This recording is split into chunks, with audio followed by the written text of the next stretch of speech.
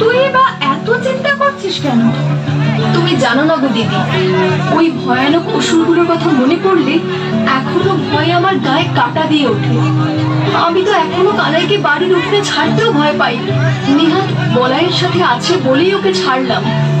আর গেছে তো বাড়ির পিছনের বাগানে, তার জন্য এত ভয় পাওয়ার কিছু নেই যশোদা। সেটা ঠিকই, তবে কানাই যে কি দুষ্ট তুমি জানো না। এক জায়গায় বেশিক্ষণ থাকতেই চায় না। তোমার বলাইয়ের মতো লক্ষ্মী ছেলে হলে তো হয়েই যেত। এখন থেকে তো এখানেই থাকবে, নিজেই বুঝতে পারবে। তোর এই ভয়ের জন্যই তো আমি এখানে চলে এলাম। কানাই বলাই দুজনে একসাথে থাকলে তোর চিন্তা কম হবে। হ্যাঁ, ওটাই শান্তি। কানাই ওর বড় দাদার কথা কখনো ফেলতে পারবে না।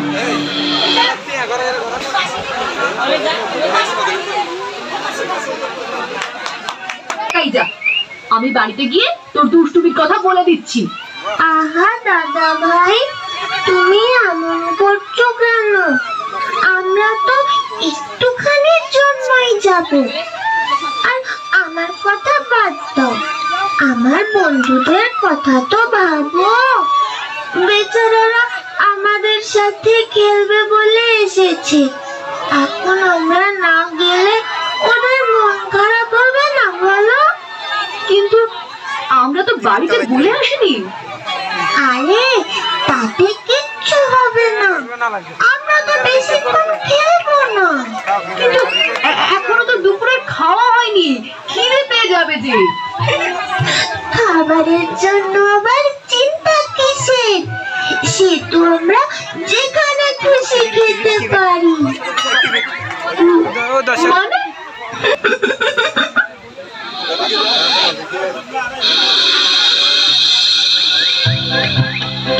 এইসব কি হচ্ছে কানাই?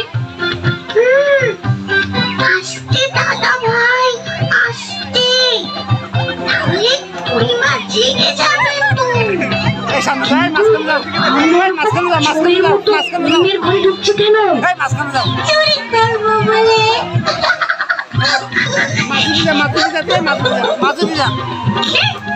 চুরি করবি? না না, আমি এসবে নেই, আমি যাচ্ছি। দাদা ভাই, তুমি তো বললে খিদে পেয়েছে, তাই জন্যই তো এখানে এলাম। সে তো বাড়িতে গেলেই খেতে পেতাম। তুমি কিচ্ছু জানো না দাদা ভাই, চুরি করে খাওয়ার মজাই আলাদা। আর তার উপরে পরিমার বানানো নুনি, এই জিনিস তুমি আর কোথাও পাবে না গো। শুনে তো জিভে জল আসছে। কিন্তু কিন্তু কিন্তু ছাড়ো তো, চলোই না আমাদের সাথে।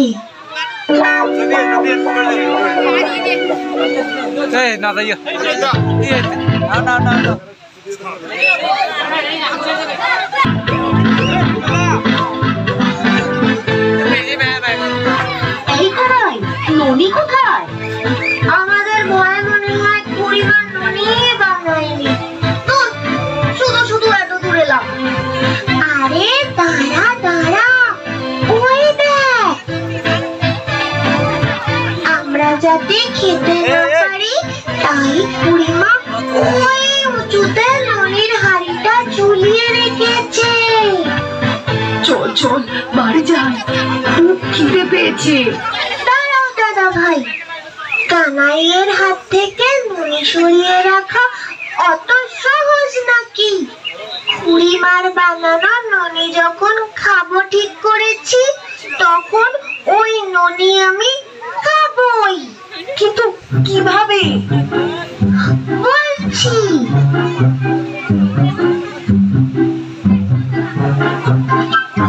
কি বলছিস কানাই? এটা কি সম্ভব নাকি?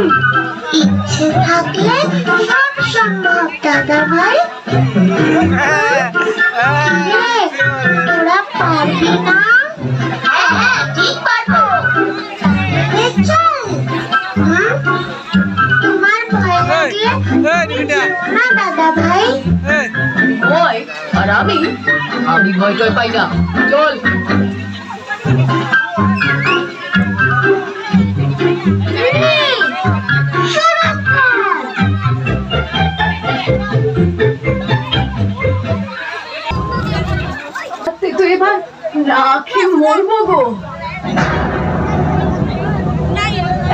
কটা ননি ঘরে রাখতে পারছি না, হাটে বেচা তো দূরের কথা। তুই আবার দাঁড়া, আজ তোকে কি করি দেখ। মেরো না গো বাছা, আমার হাতের বানানো ননি খেতে খুব ভালোবাসে, তাতে দোষের কিছু নেই, কিন্তু যে কখনো খায় না, এমনকি হাতে ধরে দিলেও খায় না। ওইভাবে সবাই মিলে লুকিয়ে লুকিয়ে ভেঙে ছড়িয়েই খাবে। আর আজ তো কি কাণ্ড করেছে জানো না? কি করেছে? কি করেছে বললে কি আর বিশ্বাস করবে?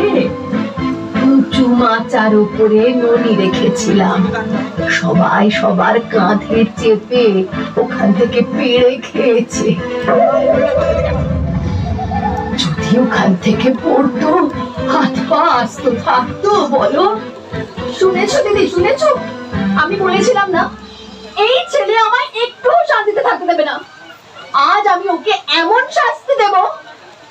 একদম না, ছেলে মানুষ দুষ্টুমি করেছে, একটু বুঝিয়ে বললেই হবে। হ্যাঁ গো নন্দরানী, কানাই আমাদের বড় আদরের। আজ এত ক্ষতি হয়ে গেল বলে তোমায় বলতে এলাম। এ বাড়িতে আজ অনেক ননি হয়েছে, খাওয়ার কেউ নেই। চলুন আপনার বাড়িতে দিয়ে আসি। না না, তার দরকার নেই। সংকোচের কিছু নেই, এই গ্রামে তো কেউ কারোর পর নয়, এটুকু নিয়ে যান।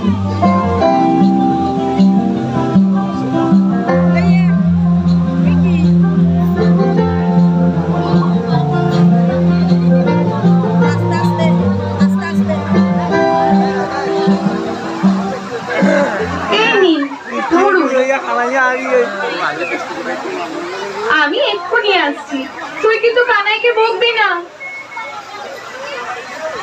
বলাই, ভাইকে দেখে রেখো।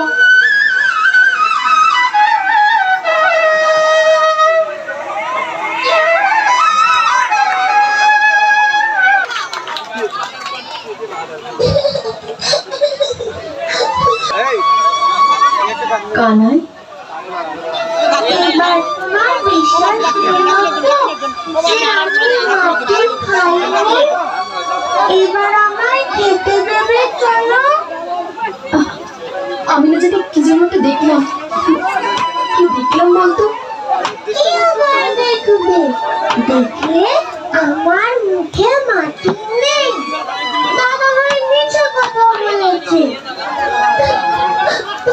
আমি সত্যি মাটি খাইনি মা, আমি সত্যি মাটি খাইনি।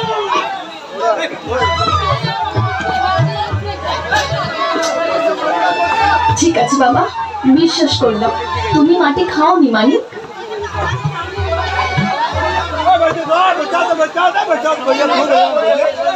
Hey!